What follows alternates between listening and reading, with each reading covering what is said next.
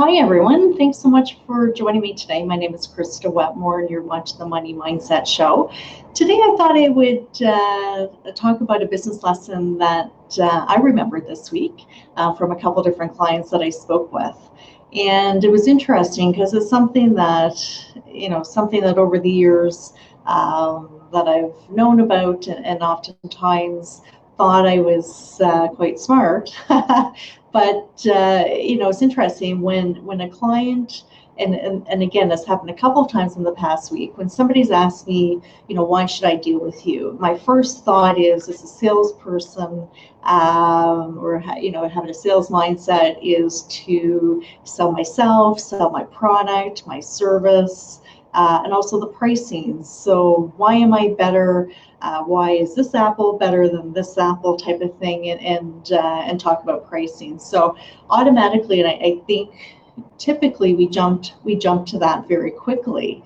So my lesson that was taught twice in the past week was just to remember, what makes me truly different. And I'll give you an example. So the way it was phrased to me was, most banks, wealth management companies such as IG Wealth, who I work for, offer similar products, services.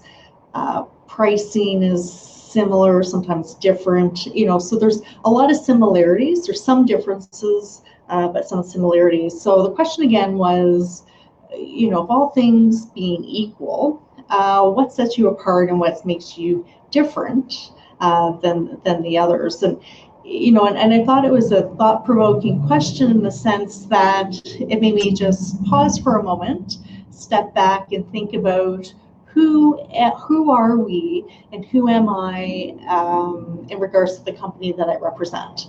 So, for example, my response to that question was, well, let me tell you a little bit about who we are and what our principles are for our company. And I'll give you this example. So, for example, IG Wealth, we've aligned ourselves with the 17 Sustainable Development Goals for the United Nations. So basically what that means is that we've taken a very proactive stance on reducing poverty, creating equality among sexes, wanting justice and peace for all. We know that there's an imperative need to make some improvements because of climate change, and also we want to ensure that we have strong institutional organizations.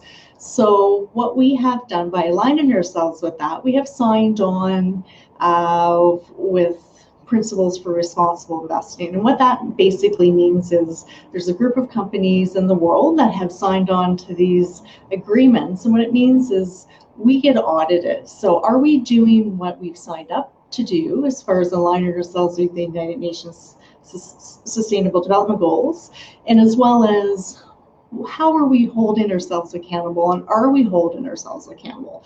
And again, so I was able to talk about that and provide an example such as, we've hired an external company called Hermes. Hermes is worldwide, and they have different specialists in many different countries around the world. And they've actually gone in and audited the companies that we invest with to ensure that they are holding us to the same, that we are all aligned to the United Nations Sustainable Development Goals. So what's come out of that is, for example, there needs to be more water preservation in Mexico, for example.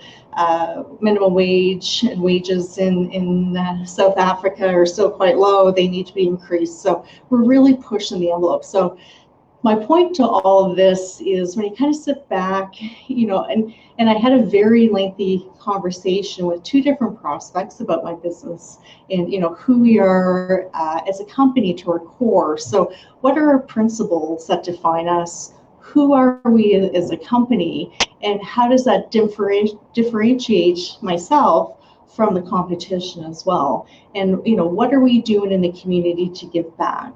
So that conversation was a very different conversation than I was expecting to go in into those meetings because I was expecting to go in to talk about product and pricing, about the services that we can offer.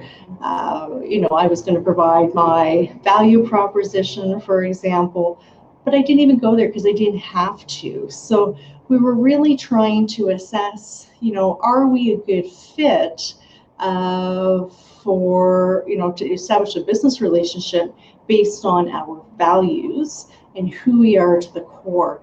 And anyway, the reason I thought I would talk about it today is it made me reflect.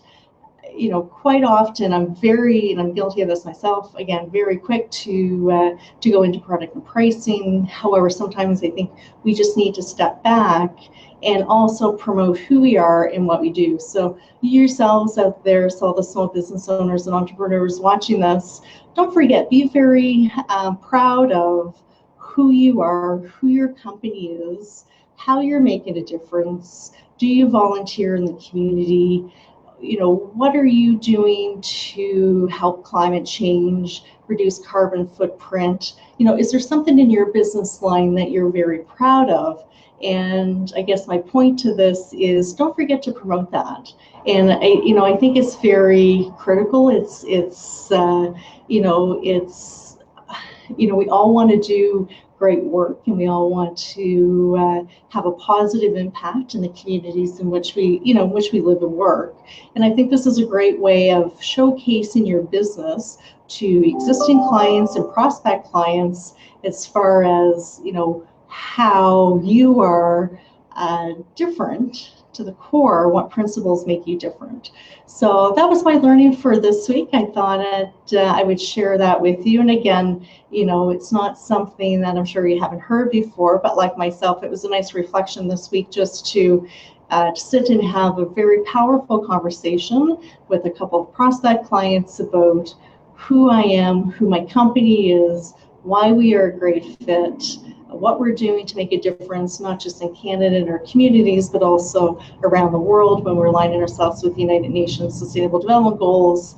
And this, to me, is a very powerful story that I can continue to share with my clients and prospect clients as well. So on that note, wishing everyone a wonderful sunny day. This is the end of summer. I hate to say it, but anyway, officially the end of the summer season. So looking forward to some great guests coming up, and looking forward to being able to provide you some more insight into different business options. So we'll see you again next week. And again, thanks so much for listening. Bye-bye.